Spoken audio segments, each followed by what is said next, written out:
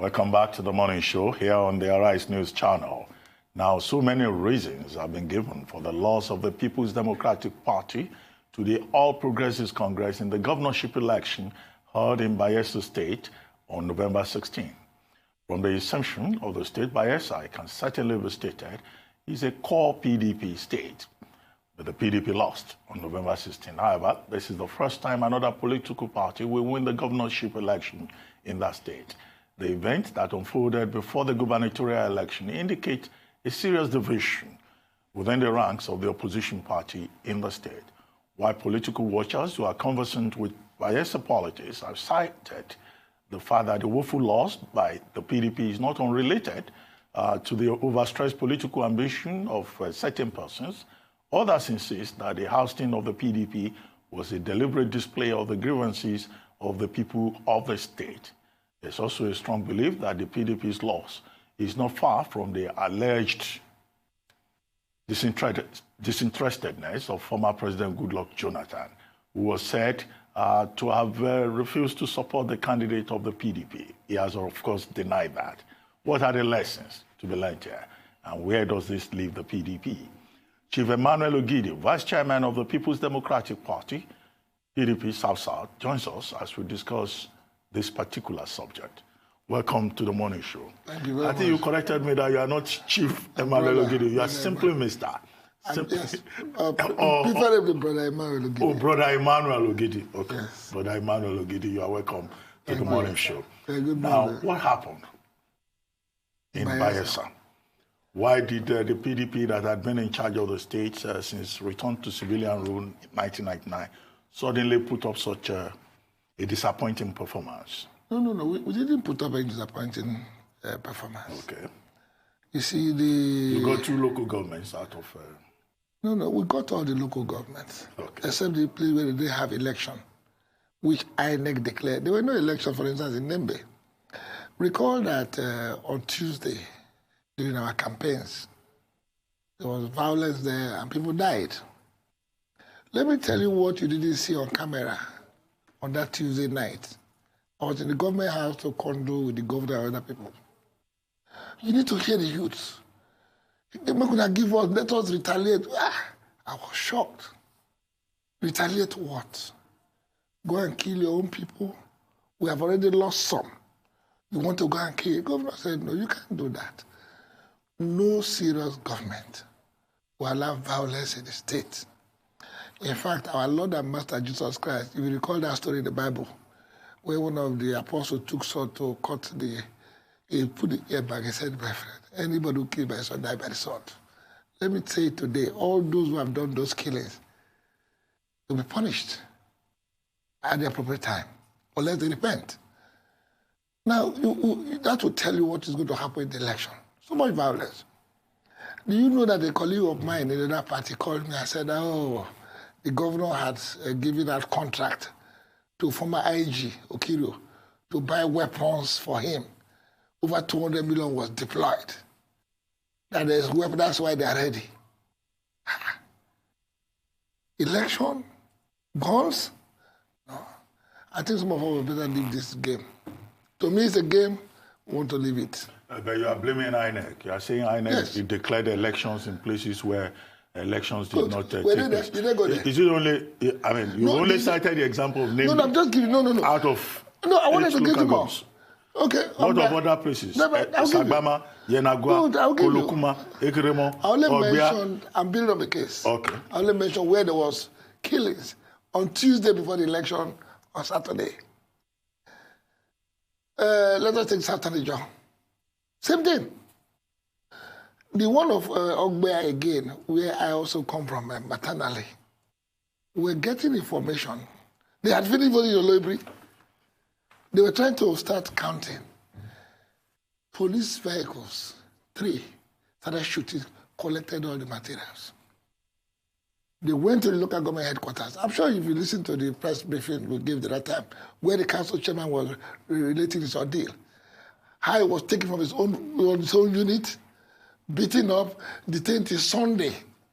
All those things were done without people. I wish there will be no election anymore. There's no need because people are dying too much. Until we go into e-voting, electronic voting. I was listening to your program now about Hong Kong. With all the stress, people lined up more than before to vote. It's very fact that police were telling them not to protest. When are we going to have that? Hopefully someday soon, but... Soon? Hopefully, not hopefully, not anytime. Definitely not in the next elections. Definitely not in the seeable future. But hopefully, sometime soon. Devil has come to sit on Nigeria. Let us speak about the PDP, though, sir, and let us speak about reform within the PDP. Yeah. Now, I was looking at some news reports, and all I could see was major reform in the PDP, major reform needed in the PDP, or PDP calls for major reform, etc. What exactly is this reform that the PDP has now finally seen that maybe they need? And how do you think this can position the PDP ahead of the next elections that we face? Because whether we like elections or not, they're still going to come around. Yeah, the reform, yes, the reform has been there. But we kept it on hold because we're waiting for the final judgment from the Supreme Court. Since the Supreme Court have taken their position, when I said, okay, let's close that chapter and then move on. That's what we're doing, a reform. Again, our reform is not on the pages of newspaper or in the media. Yes, it's true. People still believe in us. They expect us to do more. In fact, they expected us to win. That's why they're anxious that we should have the reform. We are doing it quietly. And by the time we finish, we're better off. But I can tell you something, there's going to be a setback. PDP is not structured for violence. Let me tell you the truth. And the APC know that. That's why they come with everything. But we cannot, because they come with everything, also resort to it. No, we cannot. Killing, we can't. Somebody listening to you, and we have had APC politicians on this program also to comment on what happened in the South. They will lie, of course. And, well, I mean, they will say that it's natural for somebody from the PDP to complain, as you have done, that APC did this, APC did that, INEC did not do what it is supposed to do. And even, an ordinary person listening to you will say, well, what do we expect him to say? But there have been some theories about what happened in Bayelsa. Okay. Some people who also on this program have said that it was actually a comment. What happened was a comment on the politics of the incumbent governor, Governor Seriake Dickson. He is alleged to have imposed the candidates on the PDP without carrying other members of the party along. Some people have also said, well, the PDP lost because President Jonathan did not show interest in the politics. Of course, he has denied that, and the National Working Committee of the party has also exonerated him of any blame, contrary to speculations by others. Now, what's your take on these two hypotheses, if I may use that? You see, we have what they call guidelines for elections, and we follow our guidelines because we don't want to run foul of the law. Because when you prepare your guide, the court will judge you on your guideline. This guideline, the INEC also have it, and we followed all the processes. So when you talk about imposition to us, we don't see it that way because we follow the guideline for the candidate to emerge. The guidelines, Timi Alaibe will not go to court to challenge the primaries. No, everybody, it's his privilege to go to court. Maybe he saw what we didn't see. Then he's going to establish it in court. That's what you should know. You see, there's a guideline, just like your constitution. If there's an infringement, you now decide what to highlight that we didn't see.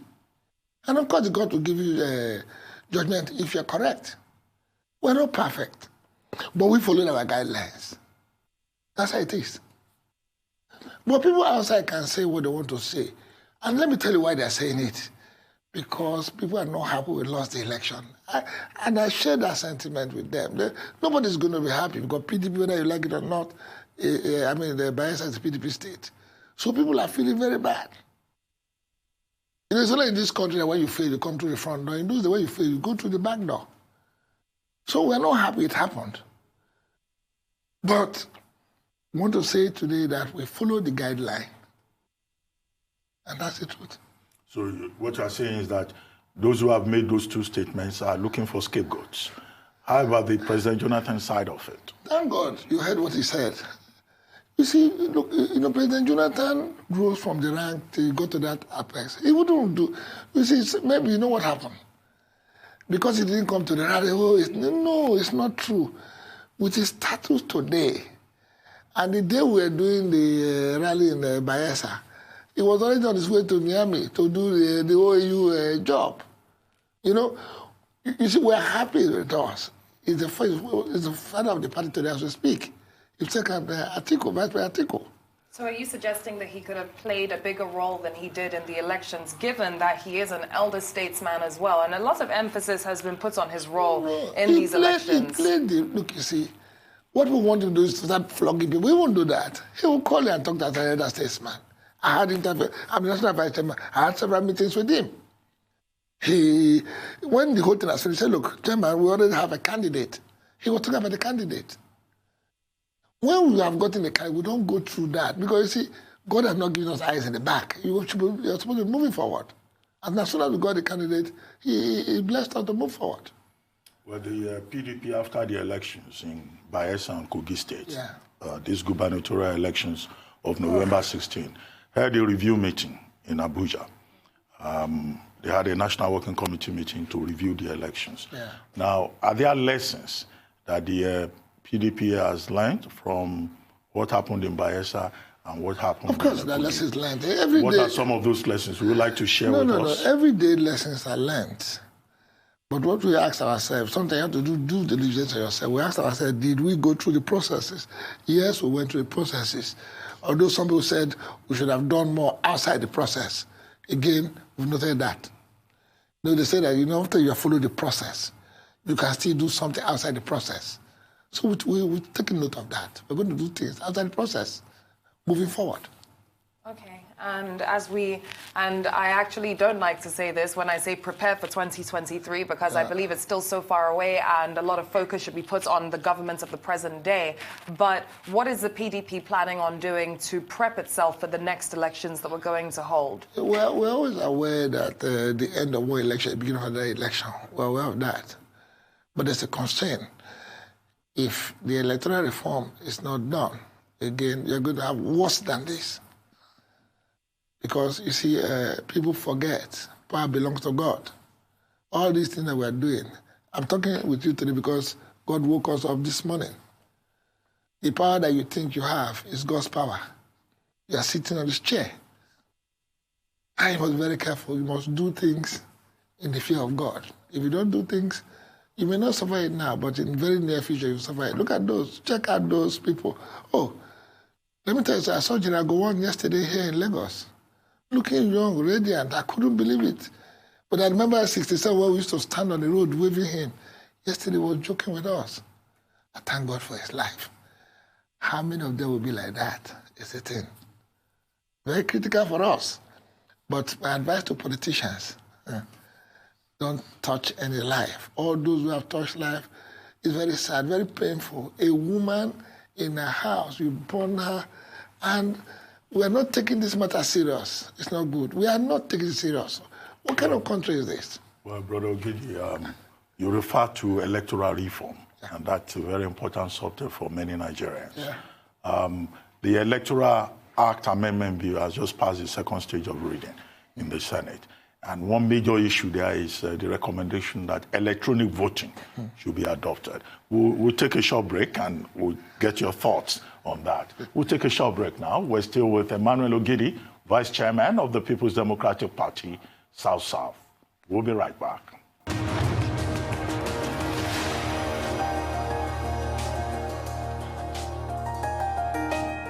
You're still watching The Morning Show here on the Arise News channel. And still with us is Brother Emmanuel Ogidi, Vice Chairman of the People's Democratic Party of Nigeria in the South-South. Brother Ogidi, before we went on break, I had asked you a question about the Electoral Act Amendment Bill and the recommendation that Nigeria should adopt electronic voting. Yes. Now, the particular clause in that bill says that, look, results should be transmitted electronically from polling stations, that INEC must have a server and a database, and that database must not be shut down until all litigations have been concluded and the courts have taken the final decision on the outcome of the election.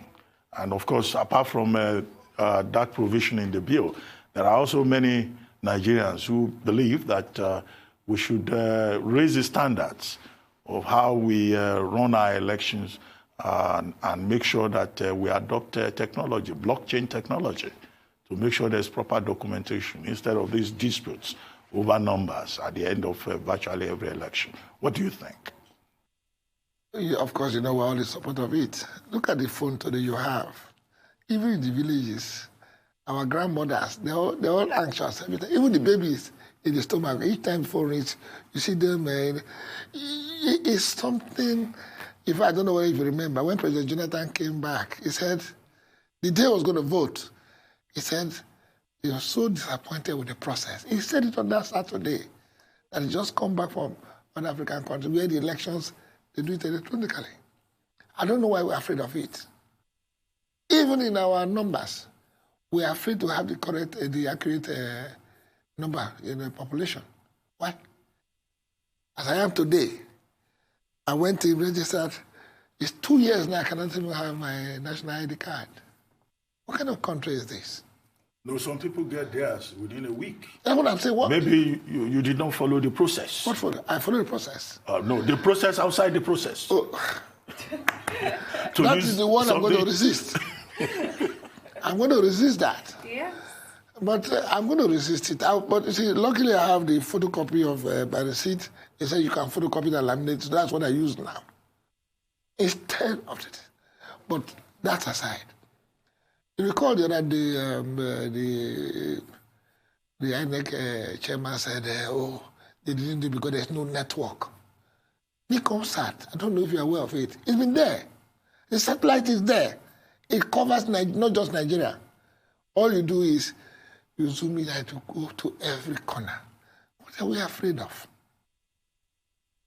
One of the other chairmen was removed, the Igbo man, what in Nimika, what do you call it? When the man looked at, because with the satellite you can see really where our number. Do you know we deployed it in Bayelsa? We had a control room where everything that happened in all the elections, we had it because we gave smartphones to our agents. As soon as you finish, as soon as you enter, you snap, and we get in our base. That's what it's about. We prefer it. But I can tell you this. All this one you're saying, it will be killed again because APC will not go for that kind of election. You can't win on ground. You can't. I don't even think it's a matter that, well, of course it's politicized, right? But genuinely, the only reason why we do not digitally vote in Nigeria is because the second we start digitally voting, you can no longer manipulate the elections. And that is just the bottom line. But at the same time, while we work towards getting there, hopefully one day, it may not be in the next elections, it may not be in the ones after that, but we will continue to work towards it. Political parties still have a role to play in ensuring that elections are as free, fair, and credible as they can possibly be. And this is why I'm trying to focus on the framework of the PDP here and what the PDP needs to do to put its own best foot forward in ensuring free, fair, and credible elections. We are following our guidelines to bring the best forward. But it's not about us now. It's about the elections.